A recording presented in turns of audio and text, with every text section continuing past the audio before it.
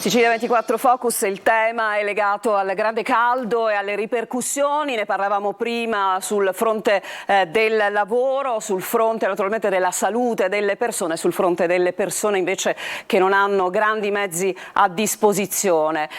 Io volevo ritornare un attimo su Caritas, su Salvo Pappalardo. È stato attivato un codice, un COC, quindi di protezione civile da parte del Comune di Catania. Io vorrei ricordare il numero che è lo 095 48 40 00, ma io credo, Salvo Pappalardo, che in questo momento si debba fare assolutamente, come dire, ci si debba in qualche modo interconnettere, mettiamola così, no? Quindi Caritas aiuta, il comune riferimento, la protezione civile, c'è l'ospedale, ci sono i sindacati che bisogna, insomma, che ribadiscono i diritti dei lavoratori. Ecco, che cosa chiedete in questo momento come Caritas? Perché immagino che voi fate sforzi sovraumani, c'è qualcosa che potete, un appello che volete lanciare?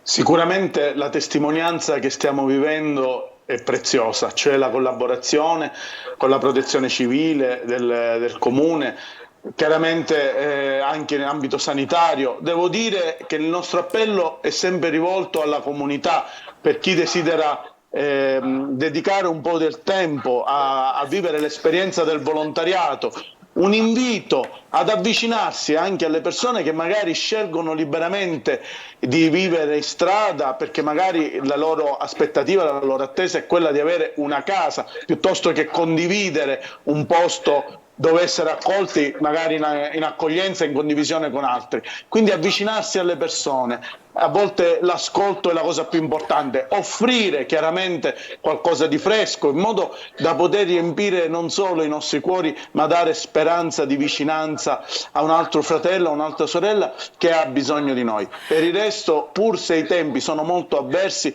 devo testimoniare a nome della direzione Caritas e di tutta la Chiesa di Catania la bellissima collaborazione con le istituzioni, ripeto, sempre in tempi molto avversi e difficili, quindi con la prefettura, il comune, la protezione civile, affinché possiamo veramente dare un segno, una testimonianza di vicinanza a chi è meno fortunato di noi. Grazie. Quindi chiunque vuole fare volontariato basta prendere contatto con la Caritas. Grazie Salvo Pappalardo, sempre disponibilissimo, e buon proseguimento di questo giro insieme a Caritas di Andria. Allora, Baudo, molto brevemente, perché purtroppo il nostro tempo è davvero pochissimo. Io vorrei però arrivare un attimo a dei dati. Un lavoratore ci scrive, perché c'è un nostro numero sempre attivo per le vostre domande, ci sono domande per la dottoressa e domande per lei.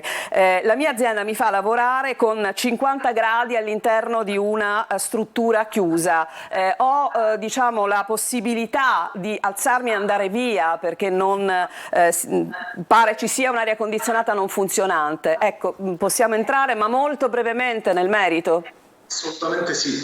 Qualora non siano posti in essere tutti gli adempimenti previsti dalla legislazione vigente in seno alla tutela e alla, come dire, alla prevenzione e protezione della salute e sicurezza sul lavoro, il lavoratore può rifiutarsi di, come dire, svolgere attività lavorativa. Ci sono diverse sentenze che lo esplicitano in maniera molto chiara. Chiaramente ci sono delle figure preposte al controllo, alla vigilanza, mi riferisco al preposto, al responsabile dei lavoratori alla sicurezza, che, come dire, concorrono insieme a captare tutte quelle situazioni che in realtà non sono idonee allo svolgimento dell'attività lavorativa. Arriva una domanda che riguarda un operatore di cantieri edili, credo che stiamo parlando proprio dell'argomento che avete trattato. Chiede questo signore: lavoro per una impresa privata, godo degli stessi diritti delle imprese che lavorano nei cantieri, insomma, pubblici, di opere pubbliche, perché purtroppo ci viene chiesto di continuare a lavorare finché diciamo non ne possiamo più, ma insomma ci si chiede uno sforzo. Assolutamente no, se le condizioni non consentono, ripeto e ribadisco, lo svolgimento dell'attività lavorativa, esiste lo strumento che è poi un ammortizzatore sociale vero e proprio e si chiama cassa integrazione ordinaria per eventi climatici. Perfetto. Non capisco il motivo per cui bisogna accanirsi a spese della pelle dei lavoratori. Benissimo, allora, dottore Baudo, quindi veniamo al dunque, voi si siete uniti, avete diciamo portato avanti questa lettera per cercare di calcare un po' su questo argomento, no? Che evidentemente non viene sentito da tutti, ma ne parliamo, ne continueremo a parlare, probabilmente ci riusciremo, ce lo auguriamo. C'è uno strumento di controllo che ci permette naturalmente di fare delle denunce laddove non viene rispettato il lavoro? Assolutamente esiste l'ispettorato del lavoro, fermo restando, come dire, che nella lettera che noi abbiamo mandato alle istituzioni, alla Regione Siciliana, all'ispettorato, all'INAIL, a tutti quei soggetti preposti a vigilanza e controllo, chiediamo anche l'istituzione di un tavolo che riesca in una qualche maniera a monitorare, come dire, l'andamento delle attività lavorative anche con il contributo di tutti questi enti. Perfetto, io la ringrazio tantissimo, il tempo che ha rubato ai suoi lavori, diciamo così, che sono sempre di confronto. Ci ritroveremo per capire insomma a che punto stiamo con queste richieste. Grazie a Ignazio Baudo naturalmente. Dottoressa, allora, tante le domande dei nostri telespettatori che telefonano, però non possiamo rispondere alle telefonate, ragion per cui prego mandate solo messaggi. Allora, vado a memoria perché questa telefonata purtroppo non mi impedisce al momento di leggere, ma aveva scritto una telespettatrice e chiedeva se in condizioni di grande caldo come quelle che stiamo vivendo è opportuno continuare la chemioterapia o se invece è il caso di posticiparla a temperature, insomma a periodi in cui le temperature sono più basse. Non mi occupo di oncologia medica, però penso che come tutte le terapie croniche non vanno abbandonate, l'importante è farle in ambienti congrui, quali appunto può essere l'ambiente ospedaliero. Ecco, poi ci scrivo. E poi naturalmente a domicilio magari avere una climatizzazione e non esporsi eccessivamente al calore. Ecco, veniamo al punto della climatizzazione, perché molto spesso il condizionatore, il climatizzatore, viene guardato con sospetto, nel senso fa male. Ci sono quelle persone che dicono no, fa male, quindi si spegne punto e basta. Vogliamo dare delle indicazioni di corretto utilizzo? Allora, come in tutte le cose, penso che ci sia la giusta misura. Mettere un climatizzatore a 16 gradi sicuramente non fa bene alla salute, ma neanche 45 gradi fanno bene alla salute. L'importante è utilizzare la climatizzazione mettendola a deumidificatore, mantenendo quella freschezza, perché anche quando abbiamo parlato di bottiglietta d'acqua non abbiamo mai utilizzato acqua fredda, abbiamo sempre utilizzato il termine fresco, perché quando c'è eccessivamente caldo non puoi bere acqua fredda, molto fredda, perché poi rischi la congestione, perché c'è una differenza di temperatura interna ed esterna molto importante. Ecco, quindi sempre fresco.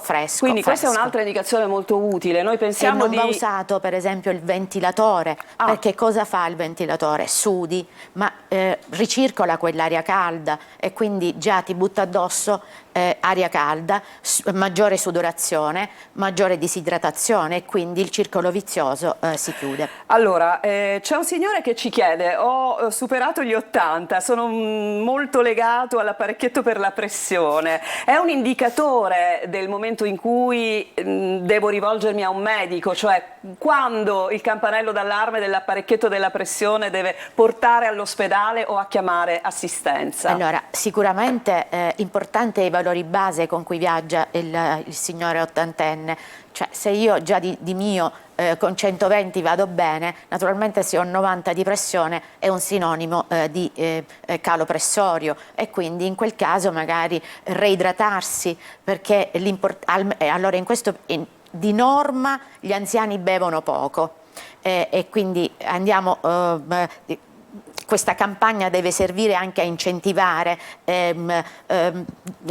devono almeno bere 2 litri di acqua al giorno, e se c'è troppo caldo incrementare questa quota, mangiare molta frutta, verdura, evitare i cibi salati, evitare gli alcolici, le bevande zuccherate che richiamano liquidi. Ecco, invece la famosa doccia, dottoressa, può essere un ausilio? Sì, mantenere fresche le estremità, polsi, mani, bagnarsi continuamente la testa, la faccia, e quando si comincia ad avere un abbassamento di pressione, utilizzare delle borse di ghiaccio messe sotto le ascelle, agli inguini, o nel caso dell'insolazione direttamente. Ecco, l'abbassamento di pressione per strada invece, quando non c'è la possibilità di un'assistenza domestica, cosa cercare si può sicuramente fare? un luogo a riparo dal sole. Questa è la prima cosa, e poi chiamare aiuto e cercare i soccorsi. Ecco, eventualmente. ritorniamo brevemente e poi chiudiamo.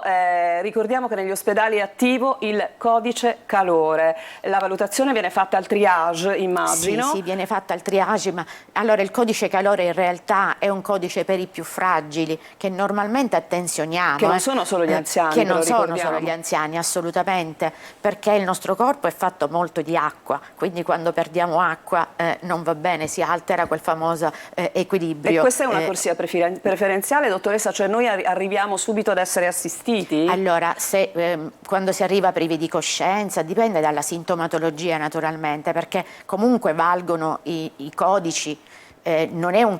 Allora diventa prioritario allorquanto ci sono determinate caratteristiche e parametri. Ecco, quindi insomma grande attenzione. C'è un'attenzione sicuramente. Grande attenzione, quindi c'è un campanello d'allarme in più. Sì. Perché, diciamolo, si può arrivare a esiti fatali. Certo, perché comunque sia c'è diciamo una sorta di furto.